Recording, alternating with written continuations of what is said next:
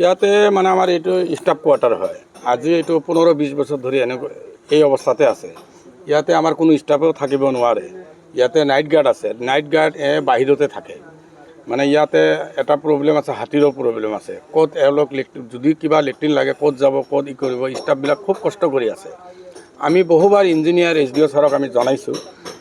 আজিলৈকে কোনো এটা ব্যৱস্থা নকৰে। আমাৰ ষ্টাফ 4জন ৰাতি ডিউটি কৰে, দিনত আমাৰ 5জন ডিউটি কৰে। ইয়াতে যে আমাৰ এমপ্লয়ীবিলাক যে কেনেকৈ থাকিব সেইটোৰে ব্যৱস্থা আজিলৈকে কোনো কৰি দিয়া নাই। ৰাইজে পানী পায়, মানে আমাৰ মেচিনবিলাক আমাৰ ৰানিং মেচিন। ইয়াতে মানে ডিজেলৰ এটা প্ৰব্লেম, পাব্লিকক ডিজেল দিব লাগে, ডিজেল দি পানীবিলাক ল'ব লাগে। ডিজেল দিলে ইয়াৰ মানুহবিলাক খেতিয়ক মানুহ আৰু ভেজিটেবল বিশেষকৈ চব্জি এইবিলাকে খেতি কৰে, গৰীব মানুহ। 1 লিটাৰ কোনোবা যদি তেল লৈ আহে ইয়াতে মেচিনটো ষ্টাৰ্ট কৰোঁতে আমাৰ মানে 200 গ্ৰাম মান এনেই যায় আৰু পানীটো 1 লিটাৰত এওঁলোক উপযুক্ত পৰিমাণৰ পানী নাপায় এই মেচিন দি। আৰু সেইকাৰণে পাব্লিকবিলাকে কি কৰি আছে, নিজে নিজে চেলো বৰিং কৰি পানী লয়। আমাৰ পৰাও লয়, কিছুমানে লয়। আমিতো বৰ্তমান 40-50 বিঘামান দি আছোঁ পানী, বাকীবিলাক মানুহ নলয়। 2000 এবভ ইয়াতে বিঘা মাটি খেতি আছে।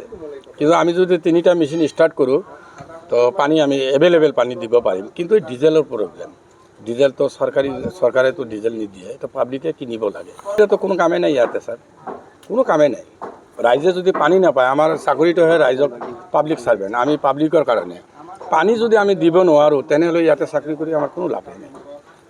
পানী বিচাৰে ৰাইজে, পানী বিচাৰে, ৰাইজকতো পানী লাগে, কিন্তু ৰাইজে ফ্ৰী বিচাৰে, মানে ডিজেলটো নিজেই দিব নোৱাৰে। আৰু গভৰ্ণমেণ্টৰ পৰা আমাক ফ্ৰী দিলে